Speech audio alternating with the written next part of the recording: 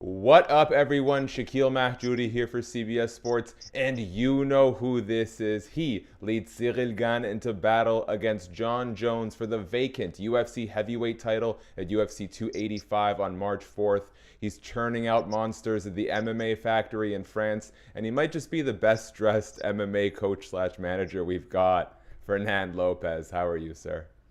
I'm fine. Wow, that's very nice introduction. Thank you very much, and Thank you. I'm fine. You got some very shiny suits. When you're in the cage, you're looking sharp, man. Well, I don't know. You have to give the credit to my wife. Hey, behind every great man's a great woman. I very much rely on my fiance to let me know if I look terrible or not.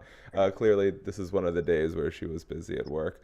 Fernand, how are things as a coach? What has it been like as both a coach and a manager, sort of getting to this point where your client Ciryl Gane is fighting Jon Jones? We'll get to how the news sort of broke, but we're here now. Not only is it another world title fight, but it's against arguably the greatest who's ever done it. How does it feel for you to have your pupil in this position?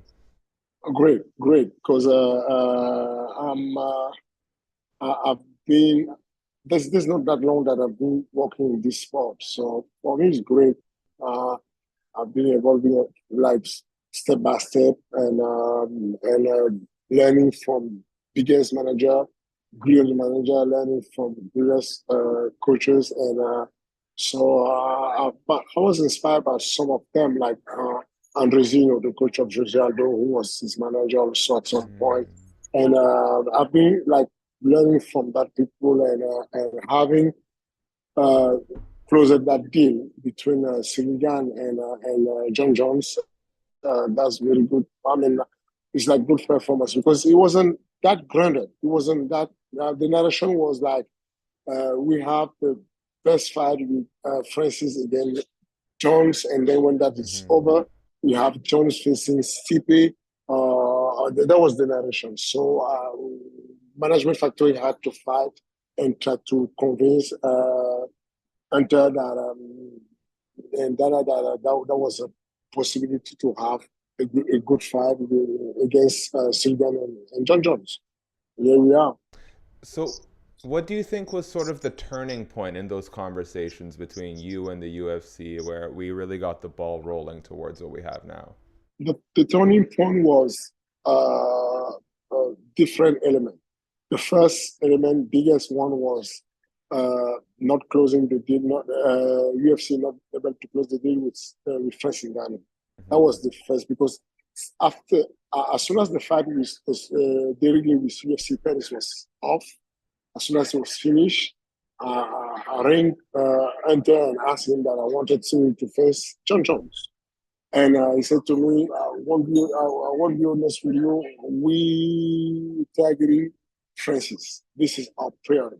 If you have any chance to make that deal happen, we make everything to make that deal happen. And then after that, so I've been talking to him time to time. Hey, if there's something goes wrong, if there's anything where yeah, we want to do this. So that's the second factor that helped us is that we were always available. I've been like I was keeping him posted on every step of of Sirigan healing from his broken hand. So I was letting him know now we started PEM, now we're doing the rehab, now we're doing this, and till the step where when I found out we were going to Vegas for the main event, Nasruddin Imavov.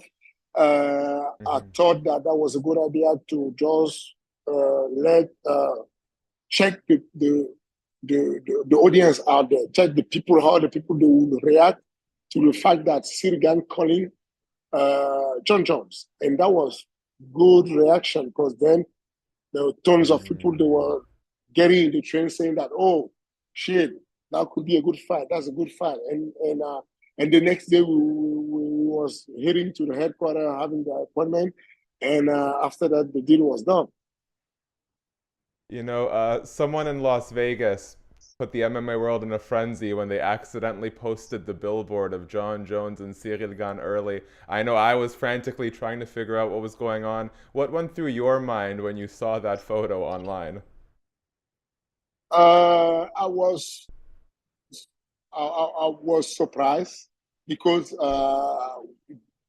Hunter told me that uh, don't don't say any word to this because tomorrow night after the fight, Dana will announce it. So don't say anything about it. But suddenly, I have David, Cyril brother, coming to knock my door. Shit, there's something on shit, the billboard in the, out of the window. So I'm checking the thing on the window. I'm like, oh, and I text that to Enter. Enter, is that normal? It's like, yeah, fuck. Dana is peace. I mean, there's something went wrong with a guy working in the T-Mobile Arena, and that's why. And that's it.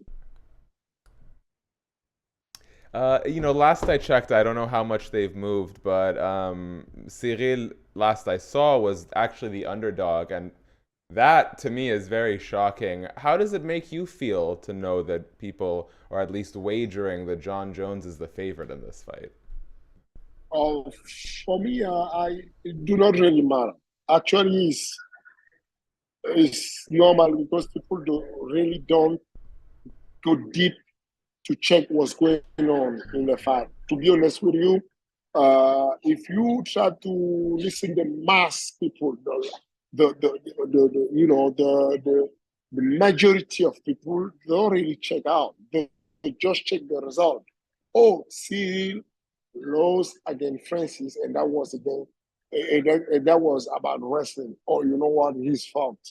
There's no way that he can pull out the wrestling. He cannot survive to the wrestling of Jon Jones because Jon Jones is better wrestler, which is we're talking about Francis here. The Francis Ngannou that monster freak out there. I mean, like the same Francis Ngannou that suffered the takedown of Stipe Miocic. We consider Stipe as the greatest wrestler ever, and the gold when it comes about heavyweight, right? Record of Mm-hmm. defense, everything. We know that he's a better wrestler than Jon Jones. Okay, at least on the paper. And what you say to me is that Stipe couldn't take Francis Ngannou down. In matter of fact, Francis Ngannou took Stipe down at some point. What In the you're second telling fight, me is yeah. that no one is questioning the wrestling of Stipe.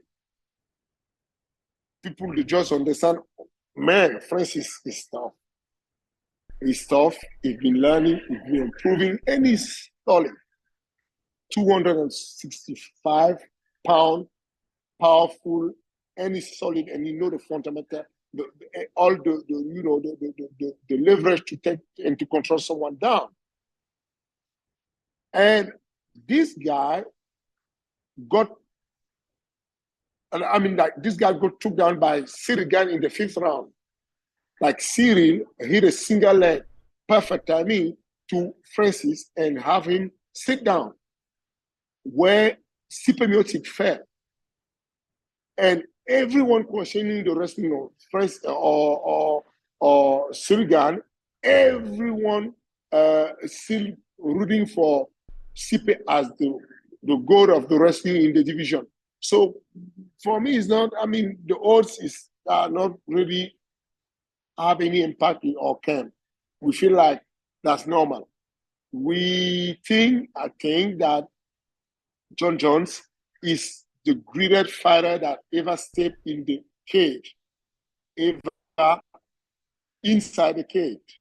Like, if you just think about the behavior and the skills inside the cage, Jon Jones is the one. He's the perfect one. Very well-rounded, everything. That being said, I'm just saying that people they tend to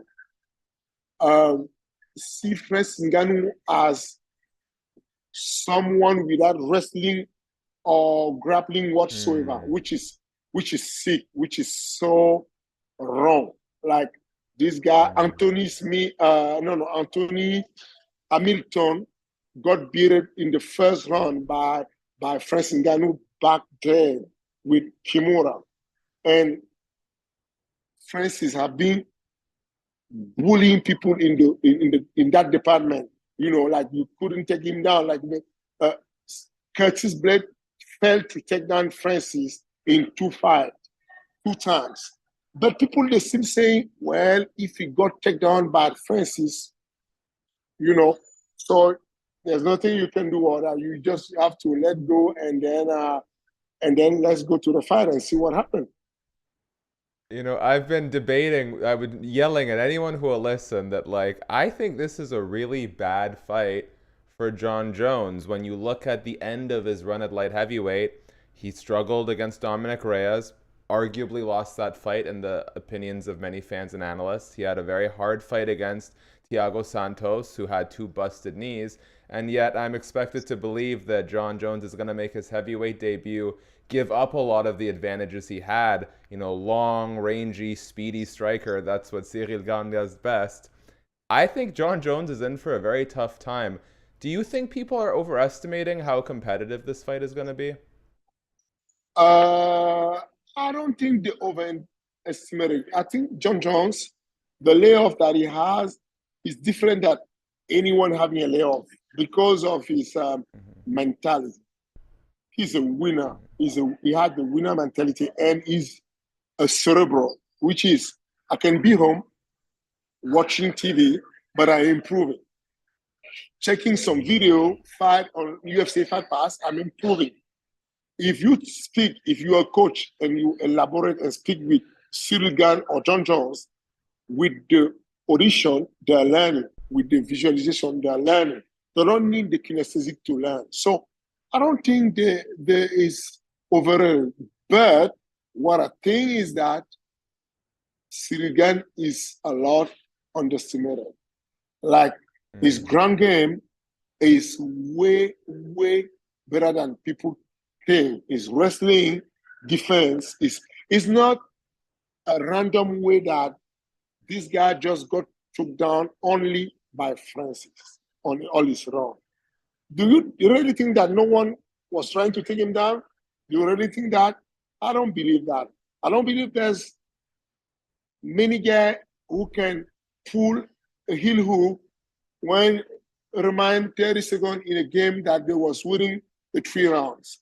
I don't believe that a lot of guys there in the first fight in the UFC, they will go for the arm triangle. I don't believe that in your very first fight in MMA, ever, you're coming from Muay Thai, you will win by guillotine 10 finger. I don't believe that, pleasure. I don't believe that you can go there fighting against Francis Ngannou and you can bend his arm and put him in danger with a kimura. Like even that last only 3 seconds, that was very dangerous. I don't believe that you can go there with Francis Ngannou and tripod him. Like Ciryl is on the floor. They are in 50-50. Francis tried to go up, and then Ciryl will just step with the feet on his hips and then tripod him, make him fall down. Man, I really think that people do underestimate how powerful is Francis, and he can, if that big dude lay on you and he know how to block you down with this fundamental that he has, and you're spending all your energy try to push him, try to underhook, try to strip him, try to submit him. When you go back up and you keep hitting some spinning back kick, some tips, some elbows, some punches with volume, people, they really don't go deep to try to understand what's going on. They're just like, oh, you know what? This guy is fought, is true, which is good for me because I prefer him to go there as underdog and then surprise people. Yes. Fernand, just two more questions before we finish up on some light stuff, get to know you a little bit better as a person. I sort of teed it up when I was discussing some of Jon Jones's final few fights at light heavyweight. In your opinion, in your assessment, obviously without giving away too much, why do you think it is Jon Jones had so much trouble in those last few fights at light heavyweight?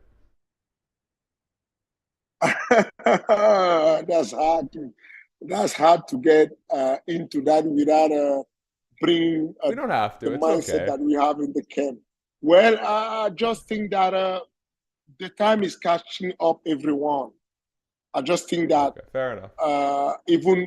even some quote like GSP that is one of for me one of the best there have been struggling when he went back against a Bisping because of the time catching up.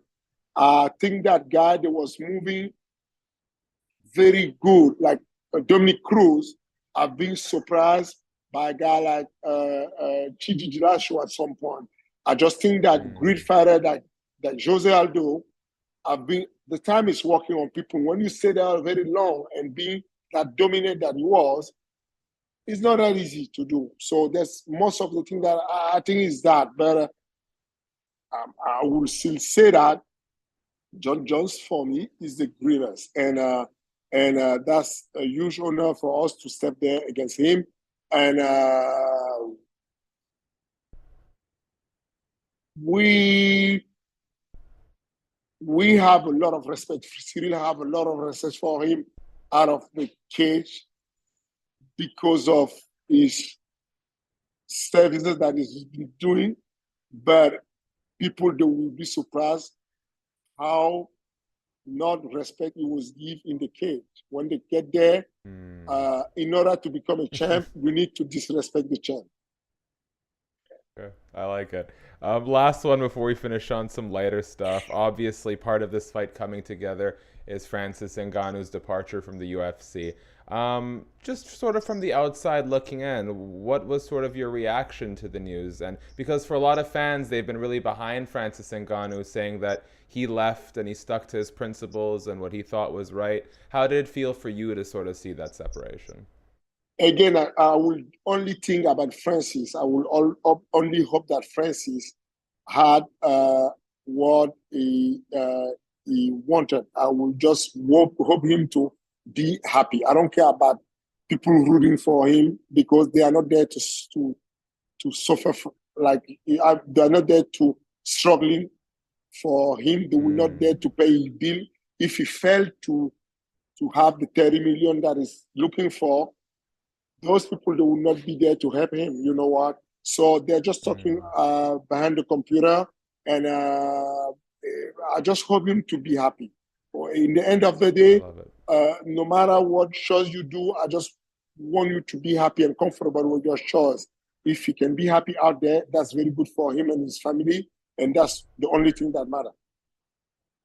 I love that sentiment. Okay, Fernando, I don't want to take too much of your time anymore, so let's finish up on some quick, fun questions, okay?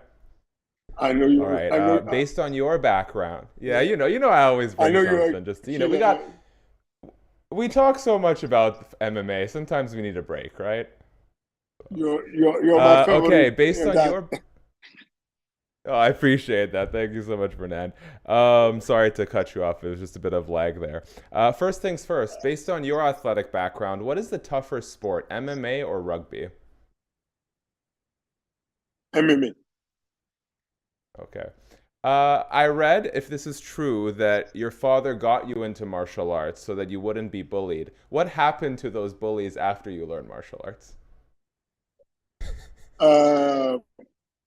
Bad things, because I become a bad kid. I become after that. That's something that I wrote in my book, saying that I become.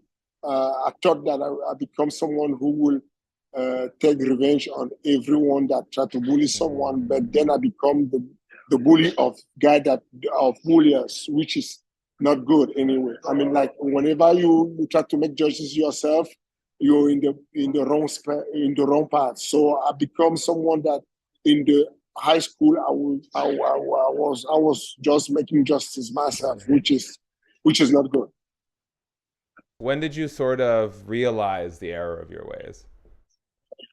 Well, when my father at some point found me in the hospital, and because I was involved in a brawl where I got set with a lot of like knife and Oh, hammer, and I gotta that was read your brutal. book. Yeah, and and at that point, my father was in my bed in the hospital and said to me, "You're hurting me. You're hurting your moms. We love you, and you don't Mm-hmm. have to be the enforced law out there. You don't need to give me every time you're giving me a reason that is because this guy did this to this one. You're not the police. You cannot do that. And please, you need to promise me to stop that." That's the point that I just dropped everything about being involved in any kind of violence or wrong. Wow, well, thank you for sharing, Fernand. Sorry, I didn't mean to take away from the fun part of this, but I really appreciate you sharing that with me. And, a note to go check out the book. What's the name of the book? Training camp. Okay, perfect. If you guys want to go read more stories. You said that you would love to one day just sit down with Francis's friends and enjoy a meal and enjoy a drink. What in your perfect world is the perfect drink and the perfect meal? The perfect drink is something that they call in my country, in Cameroon, they call that bouillie. Bouillie is sort of Ooh. hot liquid that we drink on the morning, and it's like this is something that we most of the time is the daily breakfast in the country. And on that, you have something that we call beignet haricot. It's like you have some beans with some, how to say this, how to say beignet, I don't even know. It's like some, I don't know, it's like some bakery bullet, Ooh. something like that. I don't know how to, I forget the word, I don't know. But they call There's that with nothing we can't Google later. BH, So, yes, so that's what I like to eat. I mean, this is my favorite breakfast because I spent 20 years of my life having that breakfast in the first day in the morning.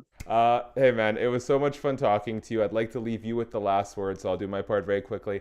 Guys, thanks so much for watching the video. If you're still here, you know what you gotta do. Subscribe, notification bell, thumbs up. Let us know in the comments what is your official prediction for Jon Jones versus Ciryl Gane for the UFC heavyweight title at UFC 285. Fernand, ahead of that fight, if there's anything you would like to let the people know, the floor is yours, my friend.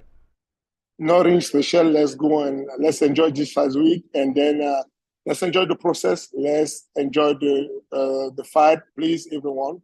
Tune in and UFC 285, and let's go see the fight of the century.